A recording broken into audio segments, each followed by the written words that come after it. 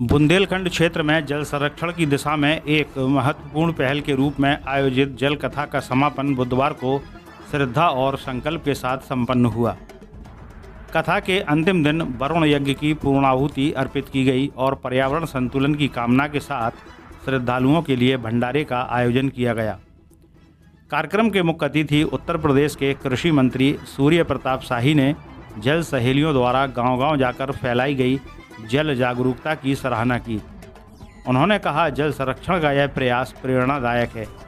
जल केवल मानव ही नहीं बल्कि जीव जंतु और धरती की सेहत के लिए भी आवश्यक है। हमारा शरीर पंच तत्वों से बना है, जिसमें जल व वायु अत्यंत महत्वपूर्ण हैं। उन्होंने रासायनिक खेती से हो रहे नुकसान की चिंता जताते हुए जैविक खेती को बढ़ावा देने पर बल दिया। उन्होंने कहा, बीमार जमीन अन्न नहीं दे सकती, इसलिए हमें जल और जमीन दोनों को बचाना है। कथा व्यास साध्वी सरिता गिरि ने वरुण देव की कथा सुनाई, जिसमें उन्होंने बताया कि किस प्रकार वरुण देव ने अपने पुत्र भृगु की परीक्षा ली।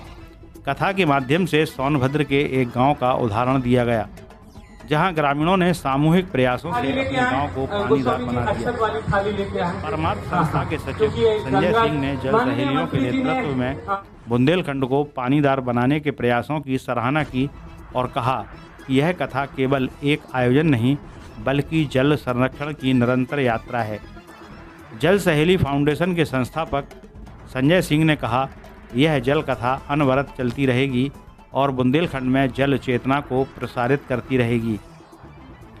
इस अवसर पर आयोजित किसान गोष्ठी में कृषि विभाग, परमार्थ संस्था, NRLM और अटल भूजल योजना द्वारा स्टॉल लगाए गए, जिसमें किसानों को जल संरक्षण और जैविक खेती के उपायों की जानकारी दी गई। नगर पंचायत तालबेहट के अध्यक्ष पुनीत सिंह परिहार ने जल कथा के माध्यम से नगर में बड़ी जल जागरूकता पर प्रसन्नता जताई और बताया कि जल सहेलियों के श्रमदान से मानसरोवर तालाब की सूरत बदल गई है।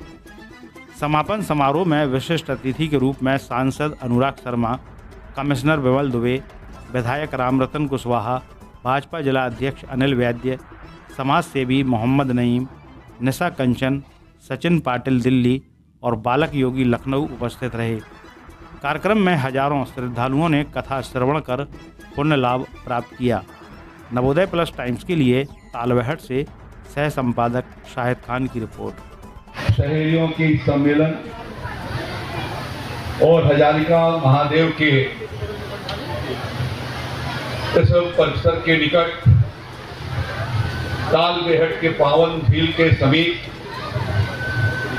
जल कथा करने वाली हमारी साध्वी जो नैमिषारण्य से प्रभारी हैं, ऐसे आदरणीय साध्वी सरिता जी और गुजरात से पधारे हुए राम कथा करने के लिए आए हुए यहाँ बापू जी, माननीय विधायक ललितपुर श्री रामरतन कुशवाहा जी और गो सेवा आयोग उत्तर प्रदेश के अध्यक्ष श्री श्याम जी गुप्त जी, इस फाउंडेशन के जल सहेली फाउंडेशन के अध्यक्ष संजय सिंह जी और तालबेहट नगर पालिका के अध्यक्ष श्री कमल जी, पुनीत जी और कमल जी ने जो कमल के फूलों की मालाएं पहनाई, ऐसी कमल थी।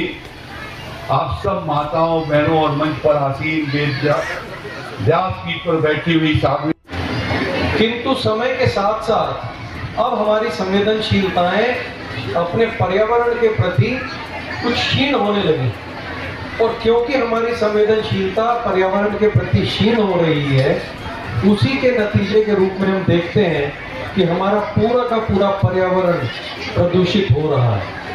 अभी जो संजय जी मंच से कह रहे थे, आप जरा उस पर एक बार विचार करें कि ऐसी कौन से भगवान की पूजा आपने करी कि आपने पूजा की समस्त सामग्री और पॉलीथीन मिला करके इसी मानसरोवर झील में डाल दी। कोई ईश्वर इस प्रकार की पूजा को ग्रहण नहीं करेगा। ये मैं नहीं कहता, ये भगवान ने स्वयं गीता में कहा। गीता के 4थे अध्याय में भगवान श्री कृष्ण ने इस बात का उल्लेख किया कि हम प्रकृति से जो कुछ भी प्राप्त करते हैं प्रकृति से हम हवा प्राप्त करते हैं निःशुल्क, हम प्रकृति से जल प्राप्त करते हैं निःशुल्क। अपनी उस प्राण वायु का जो हमें प्रकृति दे रही है और वो जल जो जीवनदायी जल हमें उपलब्ध करा रही है प्रकृति, अगर मैंने उसके संरक्षण और संवर्धन का कार्य अपने जीवन काल में नहीं किया तो you believe me, go back to Gita, Gita पढ़िए, वहां पर भगवान ने उस व्यक्ति को चोर की संज्ञा दी है। चोर, वो व्यक्ति चोर है। कथावाचक जी कह रही थी, मैं हमेशा से कहते आया हूं, बुंदेलखंड हमेशा जल के अभाव में जला है। और आदरणीय प्रधानमंत्री से हमेशा कहते रहे नरेंद्र मोदी जी कि जब जल का संरक्षण नहीं करोगे तो आगे जीवन व्यतीत करना बहुत मुश्किल और कठिन हो जाएगा। और गांव वालों से मैं अक्सर कहता हूं, शहर वाले तो भैया सुनते हैं, तो गांव वाले थोड़ी बहुत फिर भी सुन लेते, तो मैं गांव वालों से अक्सर यही कहता हूं, आपका जो जल का स्रोत है, चाहे नाला हो, चाहे नदी हो, चाहे ताल हो, उसी ताल में जो मेरी उम्र के लोग हैं उन्होंने तैरना सीखा था, उसी ताल में गांव वालों ने तैरना सीखा था। आज उस ताल की गंदगी इतनी हमने कर दी है कि आज उसमें भैंस भी आने को तैयार है। कोई बाहर से नहीं आया उस ताल को गंदा करके। तालबेट का ताल अगर कोई प्रदूषित कर रहा है तो बाहर से कोई नहीं आ रहा, हम ही लोग कर रहे हैं खुद, और हमारा ही दायित्व है कि हम उसको साफ करें। जल का महत्व तो आप देखिए, आपका ताल तो मानसरोवर के नाम से जो सबसे पवित्र शिव जी का ताल माना जाता है, तो उसको आप उसको तो पवित्र रख लीजिए। बुंदेलखंड के वासियों से आग्रह यही है कि हर बूंद जल बुंदेलखंड में जो आता है आप उसको गंगा जल मान के चलिए। जैसे हम गंगा जल की बोतल को अपने घर में रखते हैं, खाली पूजा आराधना के लिए करते हैं, ऐसे ही हर जल को जब तक हम अपने दिल में नहीं उतारेंगे कि हम इसको संरक्षित करें, हमारा कभी जीवन आगे नहीं बढ़ेगा।